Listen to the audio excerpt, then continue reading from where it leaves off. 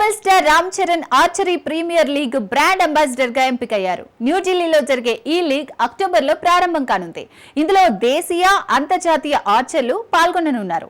రామ్ చరణ్ ఈ క్రీడకు ఎలాంటి ఊపు తెస్తారు? పూర్తి వివరాలు చూద్దాం. ఆర్చరీ అసోసియేషన్ ఆఫ్ ఇండియా నిర్వహించే ఆర్చరీ ప్రీమియర్ లీగ్ అక్టోబర్ 2 నుంచి 12 వరకు న్యూఢిల్లీలోని యమునా స్పోర్ట్స్ కాంప్లెక్స్ లో జరగనుంది. 6 ఫ్రాంచైజీ జట్లతో జరిగే ఈ టోర్నమెంట్లో 36 మంది భారత ఆర్చర్లు, 12 మంది అంతర్జాతీయ ఆటగాళ్లు పోటీ పడతారు. రిక్వైర్, కాంపౌండ్ ఆర్చర్లు ఒకే వేదికపై సమరం నిర్వహిస్తారు. రామ్ చరణ్ బ్రాండ్ అంబాసిడర్ గా ఈ క్రీడకు కొత్త గుర్తింపు తీసుకొస్తున్నారు. ఆయన క్రమశిక్షణ, ఏకాగ్రతను ప్రోత్సహించే సందేశం యువ ఆటగాళ్లను ఆకర్షిస్తోంది.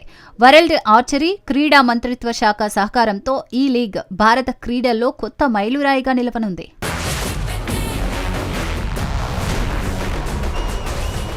శివకార్తికేయన్ నటించిన మదరాసి సినిమా నెగటివ్ రివ్యూస్ తోనే బాక్స్ ఆఫీస్ ను కుదిపేస్తోంది.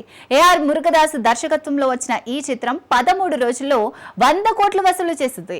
ముఖ్యంగా తమిళనాడులో అద్భుత స్పందన లభిస్తోంది. వివరాలు చూద్దాం. శివకార్తికేయన్, రుక్మిణి వసంత్ జంటగా నటించిన మదరాసి సినిమా తమిళ బాక్సాఫీస్ లో దూసుకెళ్తోంది. ఏఆర్ మురుగదాస్ దర్శకత్వంలో శ్రీలక్ష్మి మూవీస్ నిర్మించిన ఈ యాక్షన్ ఎంటర్టైనర్ 13 రోజుల్లో 100 కోట్ల గ్రాస్ సాధించింది. విద్యుత్ జామ్వాల్ విలన్ గా, బిజు మోనన్, విక్రాంత్ కీలక పాత్రల్లో నటించారు. అనిరుద్ధ్ సంగీతం సినిమాకు బలం.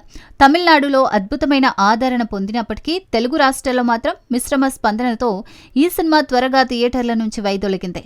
కథలో స్థానిక రుచి లేకపోవడం ఇందుకు ప్రధాన కారణం. అయినప్పటికీ తమిళ సినిమా రంగంలో మదరాసి కొత్త రికార్డు నెలకొల్పింది.